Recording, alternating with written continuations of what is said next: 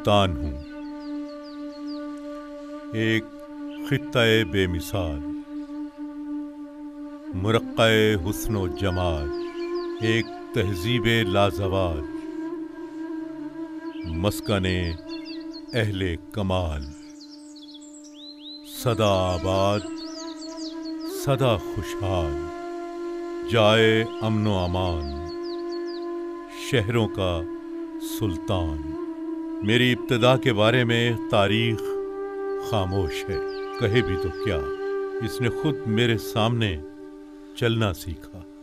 میں تب بھی تھا جب اس سرزمین پر بستیاں کہیں کہیں موجود تھیں۔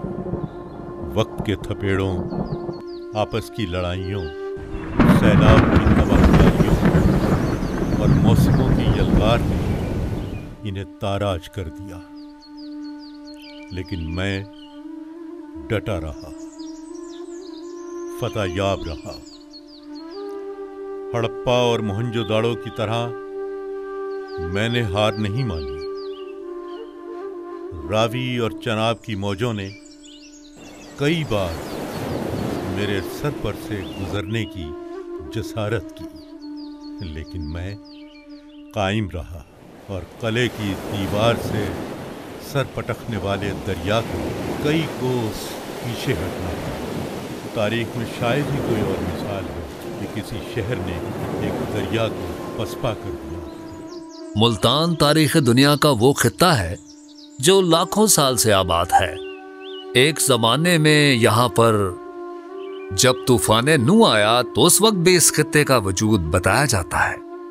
ہندوستان میں سب سے پہلا دیوتا، جسے آدو دیوتا یا سورج دیوتا کہا جاتا ہے، اس کی تخلیق یہیں پر ہوئی، اور اس کے بعد ہندوستان کے کثیر تعداد میں لوگ ملتان میں آتے جاتے رہے، جس کی وجہ سے یہ علاقہ ہمیشہ خوشحال رہا۔ یہاں کے لوگ سونے اور چاندی کے برتن استعمال کرتے رہے، اس لیے ابن ہوکل نے اپنے سفر نامے میں ملتان کو بیت الذہب کہا، یعنی سونے کا گھر ہے۔ یہ تاریخ میں ہم دیکھتے ہیں تو ہمیں پتہ چلتا ہے کہ ملتان ایسی دھرتی ہے جہاں پر برہنا دیوتا جو راجہ ہرناکش کا بیٹا تھا، یہیں پر اس نے جنم لیا، یہیں پر بھگت بنا، اور پھر اس کی یاد میں ہولی کا تہوار آج ساری دنیا کے ہندو مناتے ہیں۔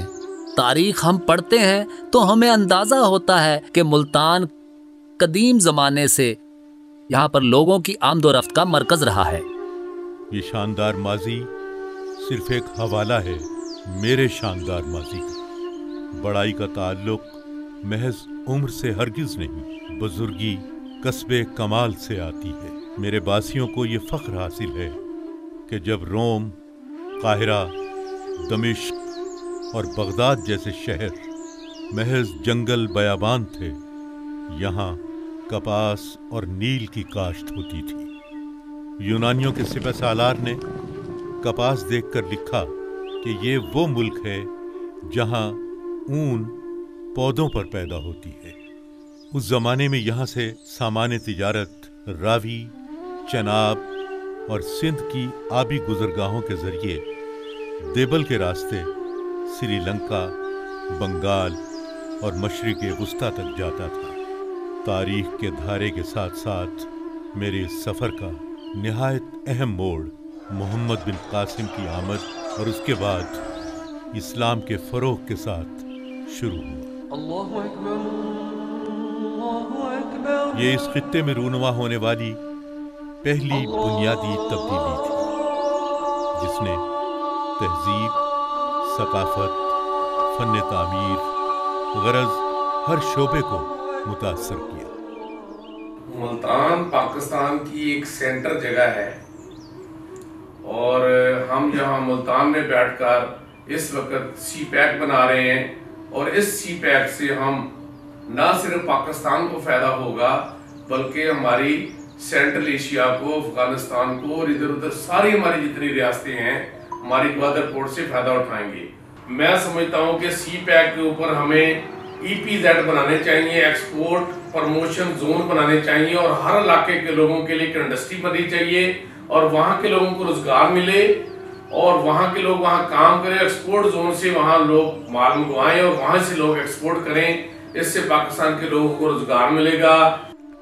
میں ایشیا کے اہم ترین تجارتی, ثقافتی اور تہذیبی مراکز یعنی قندھار اور دہلی کے عین درمیان میں واقع ہوں.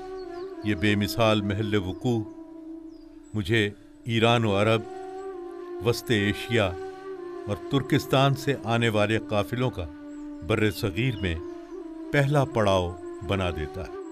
صدیوں سے اہل علم, ہنرمند, دستکار اور صوفیاء اسی راستے سے بر صغیر میں داخل ہوتے تھے.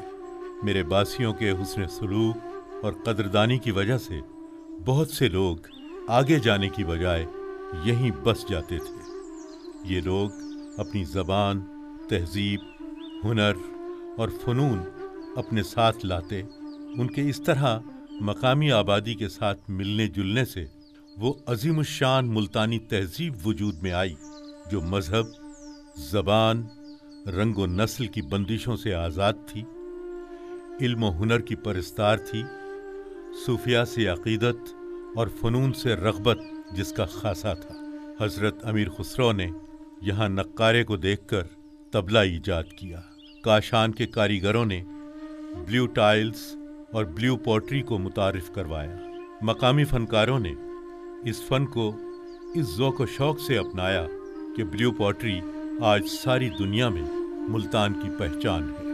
لیکن بلیو پوٹری ہی کیوں, کاشی گری جس میں چھوٹے چھوٹے آئینے دستے ہنرمند کے اعجاز سے ایسے نازک نازک گل بوٹوں میں ڈھل جاتے ہیں کہ دیوار دیوار نہیں رہتی, آرٹ کا شاہکار بن جاتی ہے. اونٹ کی کھال کے لیمپ اور دوسری مصنوعات کے دمکتے رنگ ساری دنیا سے خراج تحسین حاصل کرتے ہیں. اونٹ کی ہڈی سے بنی مصنوعات یہاں کے کھیس, دریاں, بستروں کی چادریں, تولیے, ٹیکسٹائل کی اشیاء اپنے معیار, خوبصورتی اور پائیداری میں اپنا ثانی نہیں رکھتی. کس کس امتیاز کا ذکر کروں کہ میری پہچان کے حوالے بے شمار ہے. سوزن کاری کے گل بوٹوں میں, سلما ستارے کے کام کی جھلمل میں, مٹی کے برتنوں کی مہک میں, چاندی کے زیورات کی چمک میں, خسوں کی کڑھائی کی دمک میں اور چنری کے رنگوں کی دھنک میں سانس لیتا ہوں. رنگوں کا یہ شعور یہاں کی دھرتی سے ابھرا ہے. وہ دھرتی جو سارا سال پھولوں کے رنگوں اور ہری کچور فصلوں سے ڈھکی رہتی ہے. نیلا آسمان, روپہلے دریا, زرد سرسوں, سفید کپاس, سنہرا کماد اور کھیتوں, کھلیانوں اور باغوں میں بکھرے بے شمار رنگوں نے چنریوں اور رلیوں کا تصور اجاگر کیا.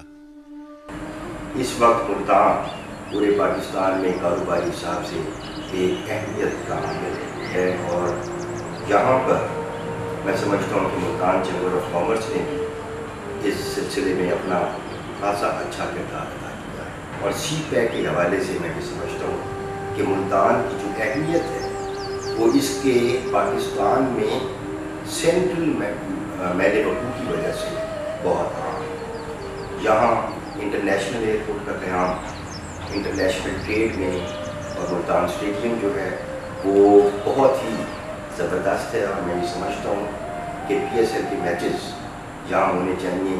اس سال نہیں تو اگلے سال P S L matches Multan stadium میں ہونے چاہیے. میری زمین اپنے خمیر میں مہمان نواز اور متواضع ہے. دنیا کی ہر فصل, ہر پودا کہیں سے لا کر یہاں لگا دیا جائے, یہ زمین اسے اپنا لے گی. بنگال کا مالدہ, لکھنؤ کا رٹول, بلوچستان کی کھجور, خربوزے, تربوز, کنو, مالٹے, لیچی, اسٹرابری اور فالسا. غرض کون سا پھل, کون سی سبزی اور کون سی فصل ہے جو اس دھرتی پر بکثرت پھل پھول نہیں رہی. اسی لیے میری زمین کے ایک باسی نے کہا کہ وہ سب جو پاکستان میں ہے وہ میرے हसीन मुल्तान में है, और ये है भी हकीकत।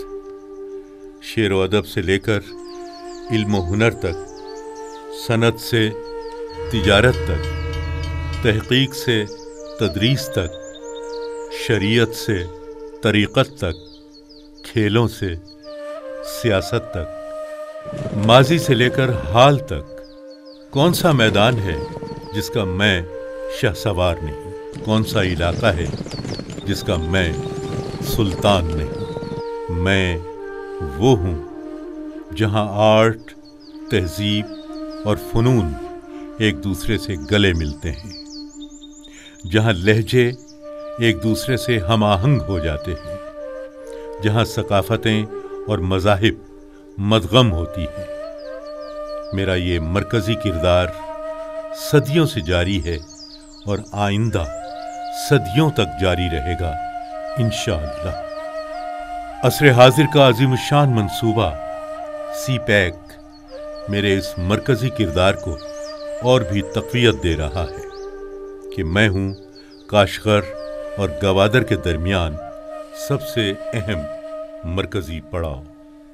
अफ़गानिस्तान के रास्ते वस्ते एशिया और यूरोप की तिजारत का दरवाज़ा, जुनूब मशरिकी एशिया को दुनिया से मिलाने वाला अहम तरीन शहर, लामहदूद इम्कानात का हामिल, तहजीब व सकाफ़त, सनत व तिजारत और रस्ल व रसाइल में होने वाली हर तरक्की में शामिल। जुनूबी एशिया, यूरोप, मशरिक़ वस्ता, वस्ते एशिया और चीन के 3 अरब इंसानों की मुआशी और सकाफती सरगर्मियों का मकाम इत्तिसाल बनने को तैयार और कमर बस्ता, हमेशा की तरह खुले जहन, खुली बाहों के साथ नए इम्कानात, जदीद तहकीकात और फ़नून के इस्तिक़बाल के लिए तैयार।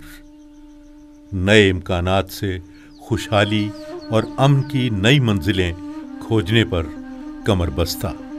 मुल्तान को आज भी पाकिस्तानी मईशत में रीढ़ की हड्डी की हैसियत हासिल है। मुल्तान का ये मुकाम आज से नहीं बल्कि माजी में भी अगर देखा जाए तो मुल्तान गेटवे रहा है हमेशा से सेंट्रल एशिया और सब कॉन्टिनेंट का। मुल्तान हमेशा से ही एक लैंड ऑफ अपॉर्चुनिटी रहा है, और ये चाहे ख्वाह इसकी वजह इसकी अफरादी क़ुव्वत हो, इसकी स्ट्रेटेजिक लोकेशन हो, इसकी रॉ मटेरियल रिसोर्स बेस हो और दो अपॉर्चुनिटीज़ जो यहाँ प्रेजेंट होती हैं, तो मुल्तान की अहमियत हमेशा पहले भी रही है और आगे आने वाले वक्तों में भी रहेगी। सी-पैक जो कि पाकिस्तानी मईशत में एक रीढ़ की हड्डी की हैसियत रखता है और आगे आने वाले वक्तों में ये पाकिस्तानी, ना सिर्फ पाकिस्तानी बल्कि आलमी मईशत को भी ड्राइव करेगा, जिसका दूसरा पहलू ये है कि चाइना यूरोपियन इकोनॉमिक कॉरिडोर भी क्रिएट हो रहा है। चाइना से गुड्स ट्रांसपोर्ट होंगी जो कि गवादर के थ्रू दुनिया के मुख्तलिफ ममालिक में भेजी जाएंगी, उनका सेंटर पॉइंट भी मुल्तान ही बनता है। दूसरे फेज़ में मुल्तान से ही सेंट्रल एशिया, अफ़गानिस्तान को टारगेट किया जाएगा और लॉन्ग टर्म में यहीं से इंडिया को भी टारगेट किया जाएगा। एक वक्त आएगा कि मुल्तान 3.5 अरब से ज़्यादा पॉपुलेशन को फीड भी कर रहा होगा और ये आलमी मईशत में भी एक बहुत बड़ा रोल प्ले करेगा। फासले मिटाने और लोगों को एक दूसरे से करीब लाने का ये अजीम मंसूबा मेरी रूह का सच्चा तर्जुमान है, जो पैगाम अखुवत, रवादारी और इंसान दोस्ती से इबारत है। मेरे दामन में आसूदा खाक लाखों सूफिया और औलिया के फैज़ से ये खाक अहले हुनर की जन्नत और अहले मोहब्बत का मस्कन रही है और रहेगी। ये पैगाम मोहब्बत सारे बर्रे सगीर और मशरिक़ बईद में कभी सूफिया के ज़रिए पहुँचा, कभी मुल्तानी तज्जार के ज़रिए, कभी ताजमहल आगरा और लाल किला दिल्ली पर काम करने वाले मुल्तानी कारीगरों के तवस्सुत से, और कभी आमों की मिठास और सोहन हलवे के जायकों के हवाले से। इसीलिए दिल्ली और आगरा के वस्ती इलाकों में ये मुहावरा आज भी बोला जाता है, आगरा है अगर, दिल्ली है मगर, मुल्तान सबका पिदर।